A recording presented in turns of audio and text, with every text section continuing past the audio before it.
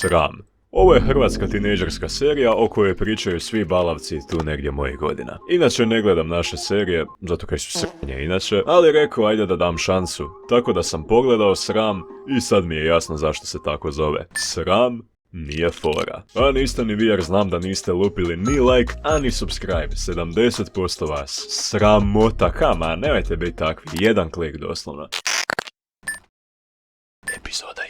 U prvoj sezoni pratimo ovu butru koja se zove Eva, a njen dečko se ne zove Adam, nego Jakov. I njih dvoje se toliko puno žvale balave jedno po drugom. Dobro, nemojte se pojesti ljudi. Pa doslovno stari, sam čekam da ju udavi jezikom, nije fora. Koji glavna butra koja stoka svog dečka jer je obsesivna i ne mre dočeka da on dođe kod nje. A zašto? Pa mislim, mladi su, ona je sama doma, možda se hoće jebe. Ne perverznjaci, prljavi, ona mu je spremila špagete i prijeti mu da će pojesti sve. Buraz, ja bi se nacrtao u roku odmah da mi ženska špagete nudi. Ma ne bi joj ništa ostavio, olizo bi tanjur. Dođe on, svalio na krevet ko neki orangutan, a ona se jadna pijeni jer joj ne odgovara na poruke. Zašto se nisi javio? Doduše vidovnjak je znao da ona ima špagete doma, na kaj se ovaj još više ljuti jer je vidio poruke, ali nije odgovorio. Čekaj malo sad. Njegova cura je sama doma i još mu je napravila špagete. I on kaj, ništa, skretam sa kipom, Buraz. Brat, ovaj lik je debil teški, evo, potpisujem odmah u startu. Ali dobro, sjetio se brat da ima praznu vikendicu daleko, gdje bi napokon mogli biti malo sami. Jackpot super, možda lik i ima neki riz. 3 dana kasnije Eva ode u klub i sretne svoju bivšu. Ne curu, frendicu, koja je ujedno i bivša od ovog lika kaj neće špagete. Jeb mi se, zajebavat ću ga za te špagete do kraja života. Ona priča sa njom, hoće se kao pomirit, ne znam ni šta se desilo, kaj su si krale barbike u 3. osnovne, i ta njegova bivša Sara joj kaže: Po izlasku sve sad rolja. ja to ne bi trpio. A da, ova tu kaj bljuje mamin ručak je Tina. I jako iritantna ženska, bit će vam uskoro jasno zašto, ali zato ova njena frendica Nix je apsolutna carica. Ja nemam dojam da sam jadnik, ja sam eventualno jadnica. Kaj ću s reputacijom, onda ju moram održavati. Jebem ti. I tebi isto. Ali menjak.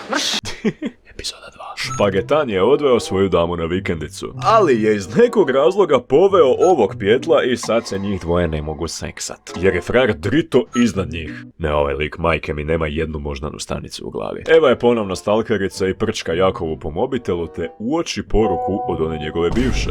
Brate moj, kako je ovo iz sekunde u sekundu sve gore i gore. Još i brat cijelo vrijeme ignorira i druži se sa Lovrom. Ko da njega hoće zbariti, a ne Evu. Mislim, kao ne osuđujemo 2026. ali brate, šta ti je? Epizoda 3. U 2 dana su progovorili 2,5 rečenice, među kojima je: trebaš pronaći prijatelja. ma bravo care, kakav apsolutni džentlmen, još da hoće špagete pojest. No dobro, zapravo ga je poslušala i našla si je ekipu. Pa da vas upoznam sa vinksicama. Tinu i Nix već znate.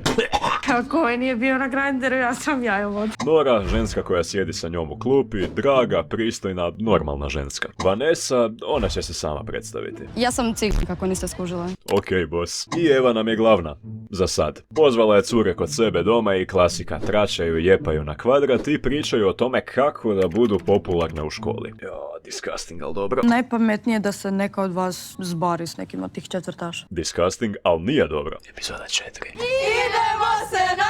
Pošle su na taj neki party i ova mala Tina je toliko zapela za to da se zbari s nekim cringe. Isto koliko sam ja zapeo da lupite like jer znam da uživate. I ako vam se čini da malo brzo sve ovo prepričavam, to je zato kaj nemam šta, ništa se ne dešava za sad. Mislim, ova bi se barila, ova ne zna jel bi se barila je lubila, ova ih je polila pićem i sve u vražju matera. Epizoda 5. Cijelu 5. epizodu posvete tome kak se ova Tina pored baranja sad želi i seksat. Jer, eto, zgodan joj je roko. Juj, slatkicu! Ma da, i meni je Sadie Sink zgodna, pa me niko ništa ne pita. Uglavnom, cure odu skupa sa njom kod ginekologa i kraljica Nix kaže: Naša frendica bi se seksala. i mrtvo hladno doktorica izvadi kamenu kućinu na... Okej, dosta. Par sati kasnije seljačina ju pokupi u BMW-u i ove su kao... Juj, slatkica, ide se jeban. Epizoda 6. I odmah idući dan za dobro jutro Tina im kaže: Roko ne voli kondome. kaj? I ona je to čula i bila kao, ma ide gas. Bit ću majka kraljica, a nije mi ni prva menga došla. What the fuck, bro? To jest sis.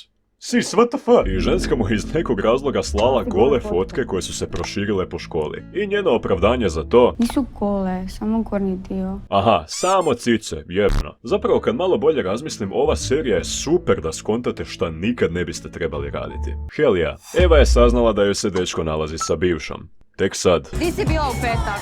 Svojim dečkom, što ti nije rekao? Buraz, ja od špageta govorim da je lik debil. Malo plaće, buhu, vomp, vomp. Dođe neki random plavušan da je utješi i pazi sad. Minutu nakon što je sjeo, ona ga zbari. Bro! Krv nije voda, je mala maca za ovo. Ovdje su žvalave kak vjetar puhne, vrak ti jevi. Epizoda 7. I taj trač se ko epidemija proširio po cijeloj školi. I to taman kad su se ovi pomirili. Buraz, ja ne mogu ispratiti ovo, doslovno im je veza pokvarena ko zaglavljeni Jugić iz 41. Epizoda 8. I ova mala glupača Tina, umjesto da joj bude podrška, ona jede govna. Cijela škola te mrzi. Sad se blacklistana i zbog tebe smo sve ugrožene. Prava se našla jepat za svoj ugled, a da, odličan ti je ugled, ganjala seljačinu koji vozi BMW i koji... Ne voli kondome. GG, bravo, odlično. I napokon, nakon 8 mučenih epizoda, Eva i Jakov prekidaju jer je on saznao da ga je ona varala, iako je i on nju varao, ali nebitno prekinuli su, trebalo im je puno. Epizoda 9. Opet party, ja ne znam stari, jesam ja išao u neku čudnu srednju, ali u mojoj srednjoj nije bilo ovoliko partija, ako uopće. Onak bilo bi eventualno za ročka s nečiji, ali oni partijaju za sve, za nove radijatore, za Božić, za Tininu trudno... A da, na ovom partiju Tina se srušila jer si je preveć gemišteka spila i na kraju priznaje da je trudna sa rečenicom: Mislim da sam večeras ubila Rokovo dijete. Damn, ovo dijete će rodit nekom dijete. Epizoda 10. Pokazuje im test za trudnoću na kojem su 2 crtice. A ako neko kojim slučajem nije znao, jedna crta na testu znači da nema kmeta u trbuhu, a 2 crte znači da će se mali štakor rodit. I ova jedna brain dead ženska pita: Jel ima treća? Ima, kak da ne? Na trećoj će se izrodit nosorog koji zna brazilski jiu-jitsu. Pitaću ChatGPT. Ti ovu generaciju mutavo, ja sam dio toga kaj je najgore. Plot twist, test koji je Tina napravila nije test za trudnoću, već je ovulacijski test, koji inače služi za predviđanje plodnih dana do 36 sati unaprijed. Tako da Tina ipak nije trudna, nego tek ulazi u plodne dane kada može zatrudnjet. GG, ipak nećemo imat male feudalce. Dobro je, Buraz, ko bi sad odgajao dijete? Real. I tu se otprilike završila prva sezona. Sada prelazimo na drugu koja je po meni puno bolja i zanimljivija. Tako da ako ste tu i dalje, idemo hrabro. Lupite like i subscribe, nemojte da vas moram podsjećat. Epizoda 1. U ovoj sezoni više nije Eva u fokusu, već ova plavuša, Nora, koju ganja ovaj balonja Roko koji vozi Bembaru i koji je spavao sa Tinom. Ići će vam opasno na živce jer je lik toliko mrtvo naporan da zaslužuje Nobelovu nagradu za nemir. Uglavnom Nora živi u stanu sa cimericom i svojim bratićem koji se zove Vito. On je inače gej kojeg je Nora nagovorila da glumi da je straight kako bi zaveo Tinu, s ciljem da ona napokon prestane razmišljati o Roku koji... Ne voli kondome. I od ovog... je došlo do ovog. Prejena ti je haljina. Hvala.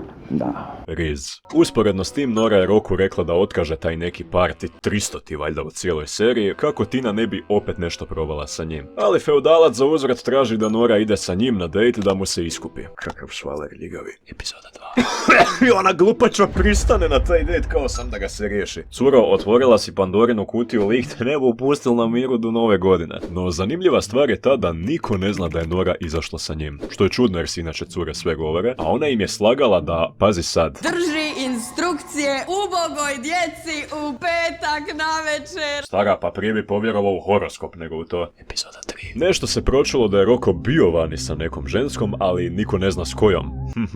Može biti bilo ko, ali mi znamo ko je. I Nori je ultra neugodno zbog toga jer zna da je Tina i dalje zacopana u njega. I iz nekog poremećenog razloga Nora banjava kod Roka doma na parti. Jao majko, ova ženska razmišlja 1%. Ako ti se ne sviđa i toliko ti je ljigavi, fuj, onda nemoj ići na mjesta gdje bi on mogao biti. U ovom slučaju nije moglo gluplje ispasti jer je direktno kod njega doma. Ko je to? O, bok, policija mu upada u stan. Nešto mi je drago, I tjera sve kmetove van ko ovce na pašu. Zakaj? Pa, mal su bučni. I naravno, ko je jedina osoba koja je ostala? Pa ova glupa plavuša. Jao, sestro, šta ti je? Neko joj je zdipio jaknu sa svim stvarima. Genijalno, znači sad nema ni mobitel, ni ključeve, ni ništa. To su moji dokumenti. I da stvar bude još gora, Nora prespava kod njega. U istom krevetu!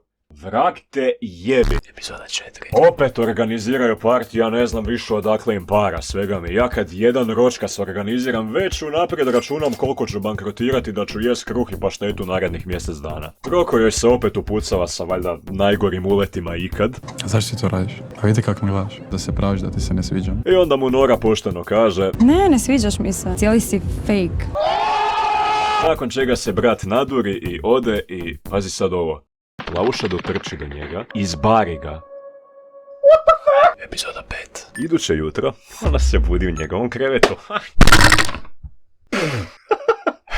Aj dobro, šta god. Upoznajte Rokovog brata Svena koji je navodno teški narkoman i debil. Znači, isti ko brat. Uglavnom zapamtite ga. Epizoda 6. Nora napokon skupi muda, ili kaj već ima, ne znam, da Tini kaže da ona bari njenog jebića. Al se naravno nije usudila, iako je preočito, usne su je razmazane. A šta ja pričam, sigurno je jela jagode. Materna, jeli su jagode, a nisu meni ponudili. I pogodite kaj, opet novi party. Ja ne mogu više ispratiti ovo. Šta se desilo, zašto mu je razbio žulju o glavu? Epizoda 7. Nora je to vidjela i kaže mu: Ja fakat ne moram biti s dečkom koji je nasilnik. Bravo, napokon nešto pametno. Sad se nešto nečka, oće, neće i napokon prizna Tini sve, na što se Tina iznenađujuće uopće ne ljuti. Podosta zanimljivo. Čak ju i pita: Jel ga voliš? Onda budi s njim. O majko moja, ekipa, bližimo se kraju, izdržite jer stižu fakat jako neočekivani plot twistovi. Nora zove Roka 300 puta, jazavac se ne javlja, vjerojatno je zaspo kreten. I pošto je očito dosadno, Nora odlazi di na još jedan jebni party. Odakle više, frende, dosta. Taj party održava Sven, brat od onog jazavca Roka, koji je navodno narkoman. I Nora zna to, ali svejedno odlazi jer, eto, jedan je život. I šta se desi? Možda ti koktel složim? Mali ti u gaćama. Napio ju, ete ju je fotka u grudnjaku kak se bari sa drugim curama. Svega mi, svaki put kad mislim da ne mre gore, iznenade me. Epizoda 8. Budi se iduće jutro i ničeg se ne sjeća. Jel meni neko stavio nešto piće? Kako piće, kaj pričaš? Momo ti čupovo odvratno, ne znaš koji je gori, brat ili Roko. I frajer joj ima obraza pokazivat fotke za koje tvrdi da su jebni. Briši to. Zaš? Kaj zaš, bedak jedan? Nora se išla testirati kod doktorice i ispostavilo se da ju je Sven nadrugirao tabletom za omamljivanje. I sad smo došli u malo mračniji, na 5. dio serije. Jer je Nora skoro bila sviplana zbog čega prolazi teške trenutke, plus tableta i dalje djeluje tako da ona žešće tripa cijelu epizodu. Epizoda 9. Svi vide da ona nije okej, no zbog prevelikog šoka i traumatiziranosti ona jednostavno nema snage nikome to reći. Ni bratiću, ni frendicama, a ni Roku, koji je i dalje idiot. Ne ide, nek mi reci koji se događa. Bojim te se. Malo joj je trebalo, ali ipak je Nora skupila hrabrosti da kaže svojim frendicama i bratiću što se dogodilo. I ova scena se meni jako sviđa jer pokazuje da se Nora actually ohrabrila zbog toga. Ali ide još bolja scena. Nora pokazuje muda do poda i direktno ode na kavu sa Svenom koji ju je nadrugirao. Ali ovoga puta radi jako pametnu stvar i snima cijeli razgovor s kojim ga prijavljuje policiji i prospe mu piće u facu. Hell yeah, bravo Nora. I smognula je hrabrosti da je Roku kroz suze kaže da ju je njegov brat nadrugirao. Stavi me drogu za sipanje, ja nisam znala ništa uopće. Nakon čega Roko bez riječi sjeda u auto i odlazi. Epizoda 10.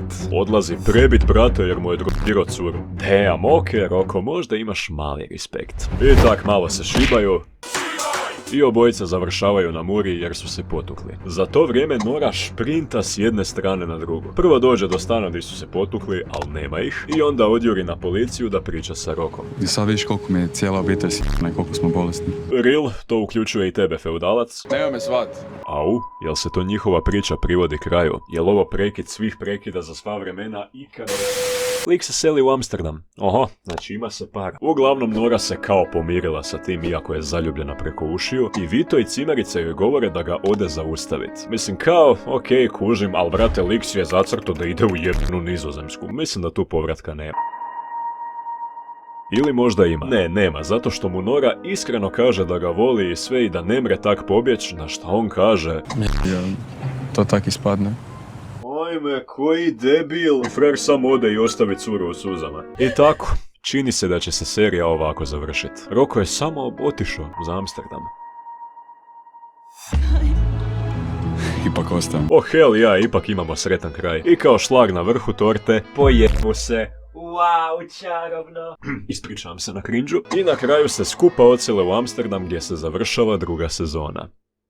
Damn, ovo je bilo zanimljivo. Nadam se da ste uživali u ovom mom poremećenom, malo kaotičnom prepričavanju srama. Ako jeste i ako vam nisam bio dosadan, onda mislim da sam zaslužio jedan like i subscribe. Ajte ljudi, najte ne bit fora. Sram je fakat posebna serija na neki svoj način i koliko god sam se opirao i govorio da je cringe vamo tamo, opet mi je jako drago da imamo nešto ovakvo na našem jeziku. Moja ocjena za prvu sezonu 6 od 10, a za drugu 8 od 10. I za cijelu seriju prosjek 7 od 10.